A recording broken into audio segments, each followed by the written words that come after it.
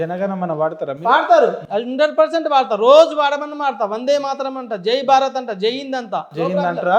అంట. జై Hind I love my India, India is my country, I love my Indians, all my brothers and sisters అంట రోజు అంట. జై ఇండియన్స్ అంటారా? జై ఇండియన్స్ yes అంటాను. ప్రైజ్ ది లార్డ్ అంటారా? అంటాను. జై శ్రీరామ్ అంటారా? అరే నవ్వకండి. అరే జై హింద్ అంటారు, మీరు ప్రైజ్ ది లార్డ్ అంటారు. కాంట్రవర్సీకి తీసుకొని రాకండి. Praise the Lord, praise the Lord, praise Lord అంటే తప్పే. Praise the Lord, praise Lord, praise the Lord, praise Lord, praise the Lord అండి. ప్రైజ్ లార్డ్ అంటే ప్రైజ్ ది లార్డ్ అంటే అర్థమైంది. ప్రైజ్ ద లార్డ్ అంటే దేవుని నామానికి praise the Lord, praise the Lord, దేవుని నామానికి మహిమ.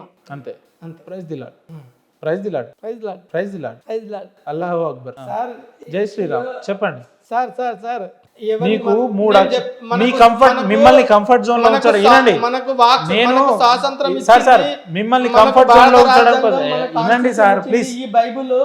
ఈ బైబిల్ కూడా డాక్టర్ బిఆర్ అంబేద్కర్ బైబిల్ని చూసే సేమ్ యాస్టీస్గా బైబిల్లో ఉన్నటువంటి న్యాయ వ్యవస్థను చూసే, న్యాయాన్ని చూసే, దీనిలో ఉన్నటువంటి ధర్మాన్ని చూసే, దీనిలో ఉన్నటువంటి పరిజ్ఞానాన్ని చూసే, దీనిలో ఉన్నటువంటి ప్రతి ఒక్క సారాంశాన్ని క్రోడీకరించి పిన్ టు పిన్ రాజ్యాంగాన్ని రచించాడు.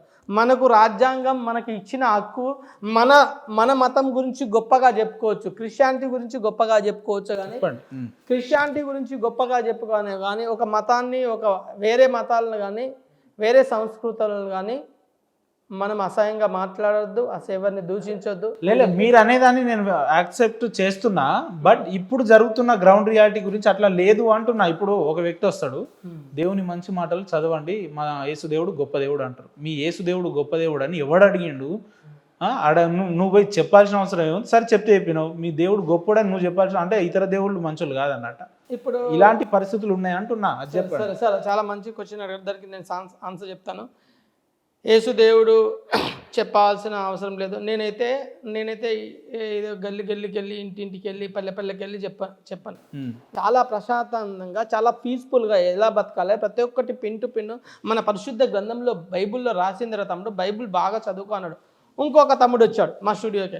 ఇంకొక తమ్ముడు వస్తే నువ్వు యేసుక్రీస్తుని నమ్ముకో, ఆయన లోకరక్షకుడు, నిజమైన దేవుడు అని చెప్తున్నాను. ఆయనకి ఇష్టం ఉంటే నమ్ముకుంటాడు, ఇష్టం లేకపోతే నమ్ముకో. ఇప్పుడు మీకు ఒక ₹1,00,000 ఇస్తాను, దేవుణ్ణి మతం మార్చుకోమని చెప్తే మార్చుకుంటారా చెప్పండి.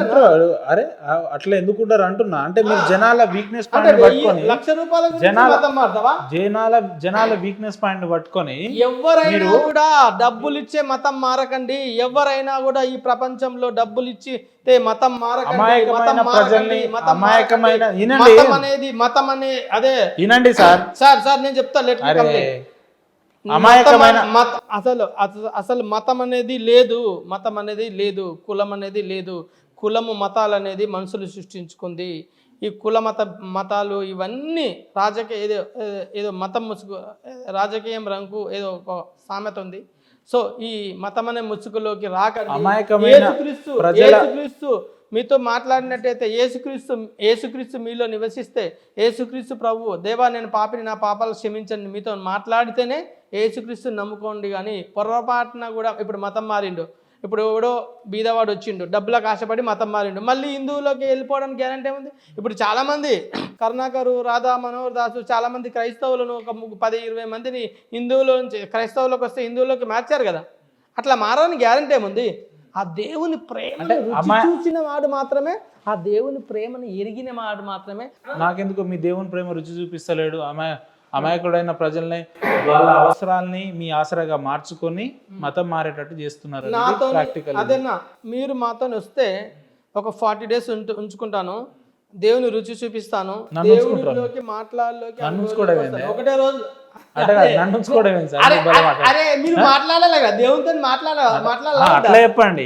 దేవునితో మాట్లాడాలి. యేసుక్రీస్తు నిజమైన దేవుడా, లోకరక్షకుడా, సర్వంతరామ, సర్వసృష్టికి అధిపత, ఆయన ఉత్తుత దేవుడా, లేకపోతే ఏదో అంటే 40 రోజులు నేను మీతో ఉంటే దేవునితో మాట్లాడిస్తారా? 100% దేవునితో మాట్లాడిస్తారా? 100% మాట్లాడిస్తాను. నిజమైన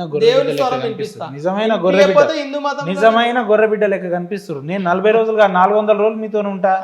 యేసు ప్రభుత్వం నాతో మాట్లాడి, అవసరమైతే వాట్సాప్ ఫోన్ మాట్లాడియండి, మెసెంజర్ లో మాట్లాడి ఎట్లా మాట్లాడిస్తారు ఎవరికి చెప్తున్నారు సార్ ముచ్చట్లు మీరు ఎవరికి చెప్తారు స్టోరీలు నేను కూడా మారాను కాబట్టి తప్పకుండా మీరు మారుతారు. ప్రతి ఒక్కరు ప్రతి మోకాలు ఆయన నామంలో వంగుతుంది, ఆయన సృష్టికర్త అని చెప్పి తప్పకుండా బైబిల్ మీరు మొత్తం ఎవరైతే బైబిల్ విమర్శించారో, ఎవరైతే విమర్శించారో వాళ్ళందరూ ఒక బైబిల్ ని విమర్శించడానికి పర్టికులర్ గా తప్పకుండా చూస్తారు. బైబిల్ ని విమర్శించడానికి పర్టికులర్ గా ఎవరు కలిసి రాని అవసరం లేదు. బైబిల్ ని విమర్శించాలంటే పాస్టర్లు సరిపోతారు, బైబిల్ ని విమర్శించాలంటే క్రిస్టియన్లు. మీరు చేసే కార్యాచరణలో మీరు చేసే పనులు తెలిస్తే అర్థమైపోతాయి బైబిల్ ఎంత మంచిది. చెప్పి నన్ను ఎందుకు సార్ ఎవరు అంటే మీ క్రైస్తవ సమాజం అని అంటే ఇప్పుడు మీరు రిప్రజెంటేటివ్ గా ఉన్నారా లేదా? మీరు ఎవరికి రిప్రజెంటేటివ్ ఉన్నారు? ఇప్పుడు బైబుల్ చెప్పండి, ఏది చెప్పినా బైబుల్ కి విరుద్ధంగా ఏది చెప్పినా వాడు తప్పు క్రైస్తవుడే. బైబుల్ చెప్పింది యాక్సెప్ట్ చేస్తారు కదా, ఉన్నారని. బైబుల్ చెప్పింది చెప్పి ఎవరైతే చెప్తారో వాళ్ళు క్రైస్తవులు. దేవుని ఆత్మానుసారంగా దేవుని చిత్తానుసారంగా ఆయనని మహిమపరిచే వాళ్ళు మాత్రమే క్రైస్తవులు. అందుగురించే యేసుక్రీస్తు ప్రభుల వారు ఏమన్నారంటే, దేవా యేసయ్య నీ నామం పేరిట అనేక అద్భుతాలు చేయలేదా, టచ్ టచ్ అని అంటే పడగొట్టలేదా అని చెప్పి అంటారు. ఒరే నాయనా నువ్వెవరో నాకు తెలియదు, నువ్వు కాదు క్రైస్తవులు అంటాడు దేవుడు. అనేక అద్భుత కార్యాలు చేయలేదా, అనేక టచ్ అని చెప్పి వెళ్ళగొట్టలేదా, దయ్యాలు వెళ్ళగొట్టలేదా, గొప్ప కార్యాలు చేయలేదంట, నువ్వెవరో నాకు తెలియదు అంటాడు దేవుడు. అందుగురించే దేవుని చిత్తాన్ని ఏంటి, దేవుని పరిశుద్ధత ఏంటి, దేవుని ప్రణాళిక. మీరు బాప్తిజం తీసుకునే కంటే ముందు హిందూ అని చెప్తున్నారు. రామాయణం మహాభారతం లేదంటే ఇట్లా ఏమైనా చదివిరా? ఐడియా ఉందా మీకు? చదివిన సబ్జెక్ట్ తెలుసా అంటే? తెలుసు. ఓకే, ఏంది ఇప్పుడు రామాయణానికి బైబిల్కి లేదంటే మహాభారతానికి బైబిల్కి ఏంది వ్యత్యాసం, ఏంది డిఫరెన్షియేట్ అంటే? ఏంది డిఫరెన్స్ అంటే వీక్షకులు కూడా గమనించాలి. ఇదేదో కాంట్రవర్సీ అని చెప్పి నిజాలు తెలుసుకొని పరిశీలించి మీరు నా మీద ఏదన్నా చేయాలనుకున్నా, నన్ను చంపాలనుకున్నా ప్రాబ్లం లేదు, నేను చచ్చిపోతే మంచిగా దేవుని రాజ్యంలో ఉంటాను. మరి నువ్వు జల్దీ చచ్చిపోయి దేవుని రాజ్యానికి వెళ్ళిపోవచ్చు కదా, మరి ఇక్కడ ఎందుకు ఉంటారు? బలవంతంగా చచ్చిపోవడం పాపం అన్న. ఇప్పుడు నాకు మీకు ఇష్టం కదా దేవుని రాజ్యంలో బతకడం, మీకు ఇష్టమైనప్పుడు వెళ్ళిపోండి. ఇక చంపేయండి, నువ్వు యేసుక్రీస్తు నమ్ముకున్నావు అని చెప్పి చంపేయండి, హ్యాపీగా వెళ్ళిపోతాను. సార్ మీరు నాకు ఏమన్నారు, మీరు చాలా తెలివిగా మాట్లాడుతారు. నేను యేసు ప్రభు దగ్గరికి వెళ్ళడానికి చాలా హ్యాపీగా ఫీల్ అవుతా అన్నారు. మరి ఇక్కడ ఉండి బతికి ఇబ్బంది పడ్డాం కంటే చనిపోయి దేవుని దగ్గరికి వెళ్ళి హ్యాపీగా ఉండండి. బలవంతంగా చనిపోవడం అది ఆత్మహత్య కింద అవుతుంది. అది మన గవర్నమెంట్ కూడా ఒప్పుకోదు, అది చట్టానికి వ్యతిరేకం. ఎవరో నేను యేసుక్రీస్తు, ఇప్పుడు నేను ఒడిస్సా వెళ్తున్నాను చెప్పాను సండే రోజు. ఒడిస్సా వెళ్తే ఎవరన్నా మత ఛాందసవాదులు ఇంకెవరో వచ్చి నన్ను చంపితే అప్పుడు నేను 100% పరలోకి వెళ్తాను. నా అంతా నేనే బలవంతంగా చనిపోయి పరలోకానికి వెళ్తే అది దేవుడు కూడా సహించాడు, నరకానికి పంపిస్తాడు 100%. నరకానికి వెళ్ళిపో అంటాడా? 100% అంటాడు. అరే నేను చెప్పింది ఏంది, నువ్వు చేస్తున్నది ఏంది అని చెప్పి తప్పకుండా తిడతాడు ఆడిపోయినాక దేవుడు. మీరు క్వశ్చన్ని మళ్ళీ డైవర్ట్ చేశారు. నేను రామాయణానికి మా తేడా ఏందంటున్నా. పరిశుద్ధ గ్రంథమైన బైబిల్ మనిషి పుట్టిన తర్వాత ఎక్కడికి వెళ్ళాడు, మట్టిలోంచి.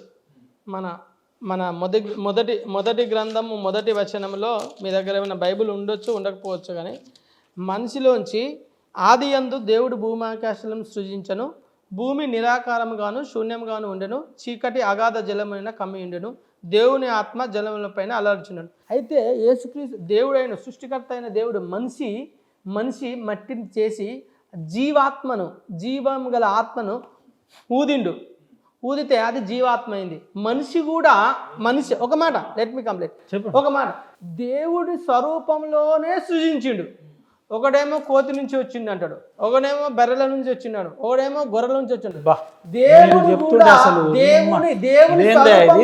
ఇది నేను చూడలే, మామూలు చెప్తలేరు మీరు అసలు. చాలా బాగా చెప్తున్నారు. దేవుని సార్ మీరు మానవ సృష్టి ఎట్లా జరిగిందంటే మీరేమో వ్యంగ్యంగా కోతి నుంచి వచ్చింది అంటున్నారు, ఎలుగుబండి నుంచి వచ్చింది అంటున్నారు అని అంటున్నారు. చదవండి ఇంకా అందులో బైబిల్లో ఉన్న ఆణిముత్యాలన్నీ బయటికి తీయండి చూద్దాం. ఒక్క ఆణిముత్యం చాలు. మొత్తం యోహాను సువార్త 1వ అధ్యాయం 1వ వచనంలో మీరు స్వాతిముత్యం అండి. స్వాతిముత్యం అనుకోండి, ఇంకా ఏ ముత్యం? ఆది యందు వాక్యం ఉండెను, వాక్యము దేవుని యొద్ద ఉండెను, వాక్యము దేవుడై ఉండెను, ఆయన ఆది యందు దేవుని యొద్ద ఉండెను, సమస్తము ఆయన మూలంగా కలిగాను. సమస్తము ఏది కరుణాకర సుగ్గునైనా మీరైనా ఈ ప్రపంచంలో ప్రతి ఒక్క అణువు, ప్రతి ఒక్క వస్తువు, ప్రతి ఒక్క చెట్టు, ప్రతి ఒక్క పుట్ట ఆయన లేకుండా ఏది కలగలేదు. ఓకే, ఆయన మూలంగా కలగదు, కలిగి ఉన్నది ఏది ఆయన లేకుండా కలగదు. ఆయనలో జీవం ఉండను, ఆ జీవము మనుష్యులకు వెలుగై ఉండను. ఆ వెలుగు చీకటిలో ప్రకాశించుచున్నది కానీ చీకటి దానికి గ్రహింపకుండను. అతడు వెలుగై ఉండలేదు కానీ ఆ వెలుగును గూర్చి సాక్ష్యం ఇచ్చేటకు అతడు వచ్చాను. యేసుక్రీస్తు ప్రభు వచ్చాడు. ఆయన లేకుండా సమస్తం ఆయన మొదటి ఆది యందు వాక్యం అంటేనే దేవుడు, దేవుడు అంటేనే వాక్యము, బైబిల్ అంటేనే దేవుడు. రెండంచుల ఖడ్గం అని చెప్పి చెప్తుండు. చాకు ఇట్లా ఉంటుంది, ఇక్కడనే క్వశ్చన్ ఉంటుంది, ఇక్కడ ముందు ఉంటుంది, రెండు క్వశ్చన్ ఉంటాయి. ఇది రెండంచుల ఖడ్గం. వేసేస్తాడు వేసేస్తాడు వేసేస్తాడు వేసేస్తాడు కావాలనుకుంటే. ఇప్పుడు వేసేయడానికి రాలేదు దేవుడు, ప్రేమను చూపిస్తూనే ఉన్నాడు. కరుణాకర్ సుగ్గునైనా ఎవరైనా విమర్శించాను, ప్రేమను చూపిస్తూనే ఉన్నాడు. ఎవరినైనా సరే ప్రేమిస్తూనే ఉన్నాడు. రెండు చేతులు చెప్పి, అయ్యా కరుణాకర్ బిడ్డ, అయ్యా ఇంకేం పేరు ఆయన పేరు, రాధామోహన్ దాసు బిడ్డ, నువ్వు కూడా నేను సృష్టించిన వాడివే బిడ్డ, నీకు ఆత్మని కలగజేసిన వాడిని నేనే, నీకు ప్రాణం కలగజేసిన వాడిని నేనే, రా నా దగ్గరికి అంటే రెండు చేతులు చాపి ప్రతి ఒక్క ప్రపంచంలో ఉన్న ప్రతి ఒక్క బిడ్డను యేసుక్రీస్తు ప్రభుల వారు. సో ఏం చెప్తారంటే యేసు ప్రభు యొక్క గొప్పతనం ఒక మాటలో చెప్పాలంటే ఏం చెప్తారు యాజ్ ఇంటలెక్చువల్? ఒక పాట పాడి దేవుని యొక్క గొప్పతనం చెప్పచ్చా? ఒక పాట ఏంది, రెండు వాడండి ఛానలే మీ. రాజులెవ్వరు లేరు, శూరులు సాటి రారు, రాజులెవ్వరు లేరయ్యా నా యేసయ్యా, శూరులు సాటి రారయ్యా. రాజులెవ్వరు లేరయ్యా నా యేసయ్యా, శూరులు సాటి రారయ్యా. బబులోను దేశమందున, బబులోను దేశమందున భక్తులు ముగ్గురు బొమ్మకు మొక్కనందున, పట్టి బంధించి రాజు అగ్నిలో పడవేస్తే, పట్టి బంధించి రాజు అగ్నిలో పడవేస్తే, రాజు రమ్మని పిలువలేదా? ఓ భక్తుడా రాజు కలను తెలుపలేదా? భయము చెందకు నీవు, దిగులు చెందకు నీవు, భయము చెందకు నీవు, దిగులు చెందకు నీవు, భయము చెందకు భక్తుడా. ఈ మాయలోక ఛాయాలు చూసినప్పుడు, ఐగుప్తు దేశమందున యోసేపు పాపము చేయనందున, శద్రక్ మెషక్ అబేద్నెగోలు ఒక బొమ్మకు ముఖం అని చెప్తారు. నెబుకద్నెజర్ అనే రాజు, ఆ రాజు బొమ్మకు ముఖం అంటాడు. బొమ్మకు ముఖం అంటే బొమ్మకు ముఖం అంటే మొక్కరు అయితే వాళ్ళు ఏం చేస్తారంటే అగ్నిలో పడేస్తాడు. అగ్నిలో పడేస్తే మేము బొమ్మకు మాత్రం మొక్కము, అగ్నిలో పడిపోతామని అగ్నిలోకి వెళ్ళి దేవుడే అగ్ని అయ్యి వాళ్ళని కాపాడతాడు. అందుగురించే ఈ లోకంలో మనం ప్రశాంతంగా ఉండాలన్నా, మనం ప్రశాంతంగా బతకాలన్నా, మనం పీస్ఫుల్గా ఉండాలన్నా, సృష్టికర్త అయిన జీవం గల ఆత్మ మనలో ఉంటే మనకు ప్రశాంతత అనేది లభిస్తుంది. ఆయన మనకి శాంతిని ఇచ్చడానికి వచ్చాడు.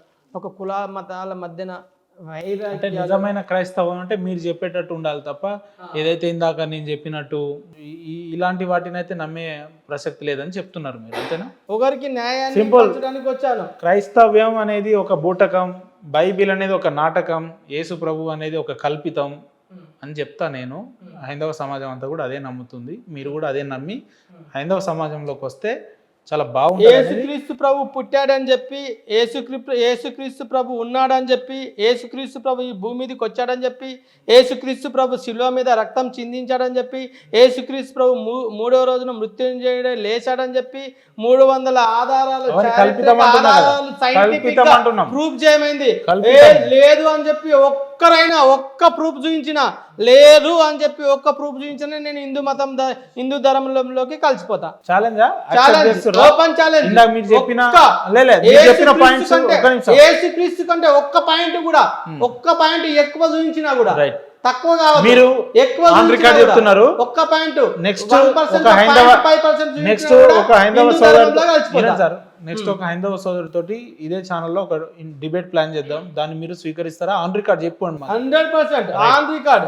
రైట్, చెప్పండి. ఒక పాట పాడండి. మీరు పాటలు అంటే బాగా ఇష్టం ఉన్నట్టు. ధనధాన్య రాసులైనా ఈ ధరణిలో మేడలైనా తులతూగునట్టి సంపదలెన్నున్నా నీకు సమము రావయా. ఏ గడియా కానీ నీవు లేకుండా ఈ లోకమందు నేనుండలేను. నా ప్రాణ ప్రియుడా యేసు, నా సర్వస్వం నీవేనయా. నీ కొరకు నిలచి ప్రకాశించునట్టు నాలో నవసించుమా. Super super. Thank you so much sir. Signature studio వాళ్ళకి చాలా అద్భుతంగా పాడారు. వాస్తవంగా మేమే మీకు ప్రత్యేక ధన్యవాదాలు చెప్పాలి. ఎందుకంటే బైబిల్లో ఉన్న కొంత అంశాల గురించి సుదీర్ఘంగా మాట్లాడడానికి ఇంత దూరం వచ్చారు మీరు. దాదాపు గంటన్నర నుంచి సుదీర్ఘంగా ఎక్స్ప్లెయిన్ చేస్తున్నారు. కాకపోతే ఇప్పుడున్న సమాజంలో ఏంటంటే జాన్ గారు, నిజంగా ఉన్న బైబిల్ ఒక గొప్పతనం కంటే అబద్ధమే ఎక్కువ పోర్ట్రేట్ అవుతుంది. క్రైస్తవ సమాజంలో ఇది కొంత ఎక్కువ ఉంది. సో మీలాంటి ఇంటలెక్చువల్స్ లేదంటే మీలాంటి థెరఫిక్ పర్సన్స్ దీన్ని అరికట్టాల్సినంత అవసరం ఉంది. మీ వంతుగా భగవంతుడు మీకు ఇంకా ఆరోగ్యాలు, ఇంకా ఆయుష్ ఎక్కువ ఇవ్వాలి, బలం ఇచ్చి నిజాన్ని ఇంకా ప్రేరేపించాలని చెప్పి మనస్ఫూర్తిగా వ్యక్తిగతంగా నేను కూడా కోరుకుంటున్నాను. మీరు కూడా మంచి స్థానంలో ఉండాలని, ఇట్లాంటి స్టూడియోలు ఇంకా 10 పెట్టాలని చెప్పి ఈ దేశాన్ని అమెరికా లాంటి దేశంగా తయారు చేయాలని, మంచిగా మీ ఆరోగ్యాలతో మీ స్టూడియో మహేందర్ సారు, మీరు ప్రతి ఒక్కరు కూడా, ప్రతి ఒక్క స్టాఫ్ కూడా మంచిగా ఉండాలని చెప్పి, మంచిగా బిజినెస్ చేయాలి, మంచిగా డబ్బు సంపాదించాలి, మంచి పొజిషన్లో ఉండాలి. మన భారతదేశం గొప్పది, మన భారతీయ సంస్కృతి గొప్పది, అందరూ బాగుండాలి, అందరిలో నేను ఉండాలి అని చెప్పి నేను కోరుకుంటున్నాను. స్టూడియో పిలిపించినందుకు ప్రతి ఒక్కరికి, కెమెరామెన్, ప్రేక్షకులకు అందరికి ఒక చిన్న రిక్వెస్ట్. జాన్ ముచ్చనపల్లి గారు భవిష్యత్తులో కూడా డిబేట్లో పాల్గొనబోతా ఉన్నారు. ఆన్ రికార్డ్ వారు కూడా దాన్ని యాక్సెప్ట్ చేసిర్రు. సో చూద్దాం, firing debate, firing interview upcoming సూన్లో రాబోతుంది. దానికోసం వేచి చూడాల్సిందిగా మనవి. థ్యాంక్ యూ అండి. Thank you so much.